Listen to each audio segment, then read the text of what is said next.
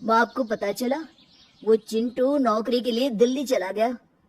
भाई मैं तो थोड़े कम रुपयों में काम चला सकता हूँ, लेकिन ज्यादा कमाने के चक्कर में अपनी माँ को छोड़कर नहीं जा सकता। न जाने कौन से जन्म में मोती दान किए थे मैंने, जो तेरे जैसा बेटा मेरे घर पैदा हुआ। आज के जमाने में तू मुझसे इतना प्यार करता है कि अपनी तरक्की छोड़ माँ को चुन रहा है। तो क्या हुआ माँ? देखना, मेरी पत्नी आपके पैर धोकर पिएगी। अपनी माँ को देवी की तरह रखूंगा मैं। बेटा, तेरे पापा की सरकारी नौकरी थी। सरकारी नियमों के हिसाब से अब तू उनकी नौकरी पा सकता है। मेरी बात मान और तू ये नौकरी कर ले। वैसे भी सरकारी नौकरी को यूं ही थोड़े ना मिलती है। विनय, देख तो बेटा ये लड़की कितनी सुंदर है, ग्रेजुएट है और इसके पिता भी तुम्हारे पिताजी के पुराने जानने वाले हैं। कहे तो इसी के साथ तेरा रिश्ता पक्का करवा दो। लेकिन माँ, लड़की तो मुझसे ज्यादा पढ़ी हुई है। अरे तो क्या हुआ? अरे मतलब तुम अब सरकारी नौकरी में हो, तुम्हें पता भी है सरकारी दामाद कैसे मिलते हैं। पूरे 5 लाख नगद, हीरो होंडा और 10 तोला सोना भी देने को तैयार है लड़की वाले। अच्छा, तो लड़की को मैं पसंद हूँ? मतलब वो पसंद कर लेगी मुझे? अरे तुम तो एकदम गाँव हो सच में। खुद को किसी से कम समझते हो क्या बेटा? जब रिश्ता उन्होंने भेजा है तो सब देख समझ कर ही भेजा होगा ना। माँ की बात सुनकर विनय मन ही मन बड़ा खुश हो जाता है। कीर्ति सच में बहुत सुंदर थी। जल्दी ही कीर्ति और विनय की शादी हो जाती है और कीर्ति विनय के घर आ जाती है। कुछ दिन बाद, आप सरकारी नौकरी में हैं, तो कुछ खर्च बीवी पर भी कर लिया कीजिए। सारा पैसा माँ के हाथ में थमा देती हो, मेरे भी तो कुछ खर्चे होते हैं। अरे ऐसी बात नहीं है, अब जितनी तनख्वाह है उसमें माँ किसी तरह घर चला रही है। कुछ बचता ही कहाँ है जो मैं तुम्हें दे पाऊँ। शादी के समय तो तुम्हारी माँ ऐसे सरकारी नौकरी के ढोल बजा रही थी जैसे न जाने कौन सा कुबेर का खजाना मिलता है तुम्हें। अगर इस नौकरी से घर नहीं चल रहा तो कोई ढंग की नौकरी ढूंढो। तुम ऐसा करो, दिल्ली जाकर कोई अच्छी सी नौकरी कर लो। देखो कीर्ति, चाहे जो भी हो जाए, मैं अपनी माँ को छोड़कर कहीं नहीं जाने वाला। अगर ऐसी बात है तो फिर मुझे ही नौकरी करने के लिए घर से बाहर निकलना पड़ेगा, क्योंकि तुम्हारे मुट्ठी भर पैसों में घर तो चलने से रहा। क्या कहा? तुम नौकरी करोगी? मैं तुम्हें घर में इसीलिए लेकर आया हूँ कि तुम मेरी माँ की सेवा करो, उसके पाँव दबाओ, उसे अच्छा अच्छा खाना बनाकर खिलाओ, ना कि मर्दों की तरह बाहर निकलकर नौकरी करो। विनय और कीर्ति की बात उसकी माँ जानकी सुन लेती है। बेटा, बहू पढ़ी लिखी है, अगर वो भी घर के खर्चे में हाथ बटाना चाहती है तो इसमें बुराई क्या है। ठीक है कीर्ति बेटा, अगर तुम नौकरी करना चाहती हो तो कर सकती हो, हम तुम्हें रोकेंगे नहीं। मैंने तो पिताजी से पहले ही कहा था, मैं सिविल सर्विसेज करना चाहती हूँ, मुझे अभी शादी नहीं करनी, लेकिन पिताजी ने मेरी एक नहीं सुनी। अगर तुम वास्तव में तैयारी करना चाहती हो तो ठीक है, मैं तुम्हारे साथ हूँ। अरे ऐसे कैसे करेगी तैयारी? अगर ये किताबों में दिमाग खपाएगी तो इसे रोटियां क्या मैं बनाकर खिलाऊंगी? अरे नौकरी की बात और है, घर में 4 पैसे आते हैं, लेकिन ये तैयारी वैयारी करने की कोई जरूरत ना है। अरे करने दो ना माँ, घर के काम मैं कर दिया करूँगा। अब इसके सपने पूरे करने की जिम्मेदारी भी तो मेरी ही है ना। एक बार इसकी नौकरी लग जाए फिर हम दोनों मिलकर तुम्हारी बहुत सेवा करेंगे। क्यों कीर्ति, सही कहा ना मैंने?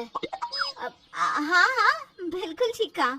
जानकी को विनय की बात रास तो नहीं आई, लेकिन इकलौते बेटे को वो ज्यादा कुछ कह नहीं सकी। कीर्ति घर के कामकाज छोड़कर पढ़ाई में जुट गई। अपनी छोटी सी तनख्वाह में से पैसे बचाकर विनय कीर्ति की किताबों और कोचिंग की फीस भी देने लगा। बेचारी जानकी के तो अरमानों पर पानी फिर गया।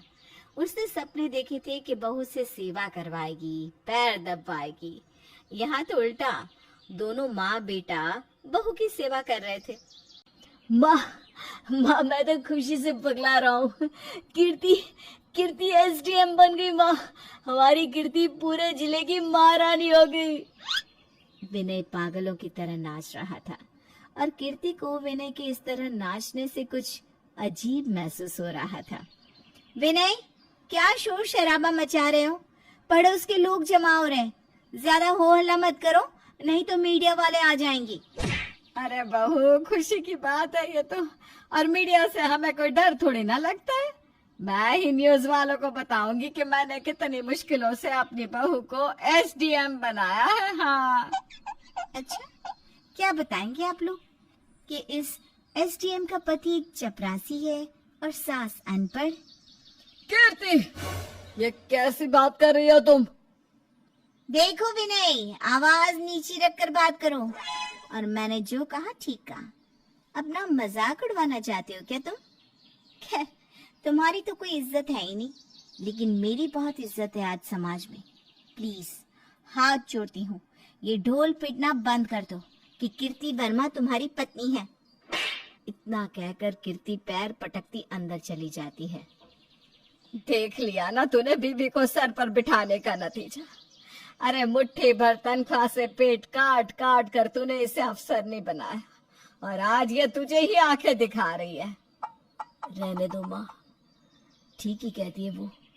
बिना बात मीडिया वाले इस बात पर गला फाड़ फाड़ कर चिल्लाएंगे कि चपरासी की बीवी एसडीएम बन गई, जैसे चपरासी इंसान ही नहीं होते। शायद उसका लहजा गलत था, लेकिन बात तो सही थी। मुझे तो इसके लक्षण कुछ ठीक नहीं लगते बेटा, बाकी तू देख ले। कुछ दिन बाद कीर्ति ड्यूटी ज्वाइन कर लेती है। वो अक्सर बड़े बड़े अफसरों के साथ पार्टी में जाती, लेकिन कभी भी विनय को अपने साथ नहीं ले जाती।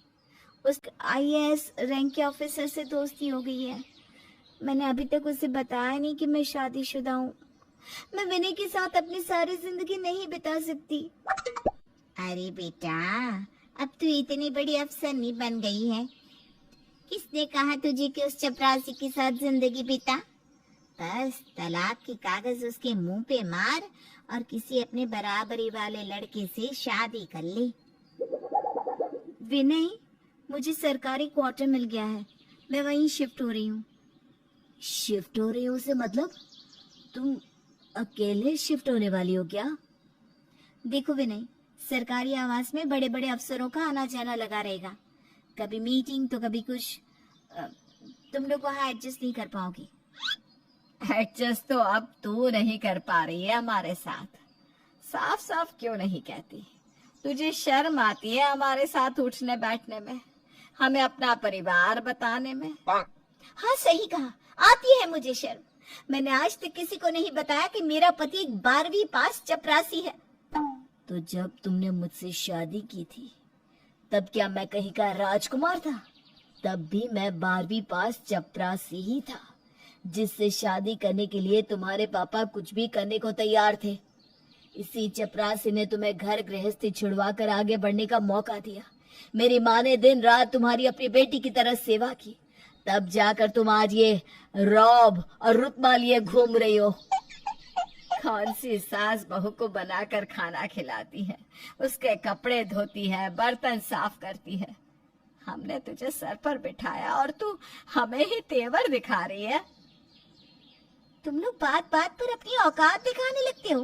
अरे सीधी सी बात समझ में नहीं आ रही क्या? खैर, एक चपरासी से इससे ज्यादा उम्मीद भी नहीं की जा सकती। मुझे लगता है अब हम साथ नहीं रह पाएंगे। मेरी और तुम्हारी कोई बराबरी नहीं है, इसलिए चुपचाप मुझे तलाक दे दो और जीने दो मुझे। वाह बहुरानी वाह, तूने तो मिसाल कायम कर दी।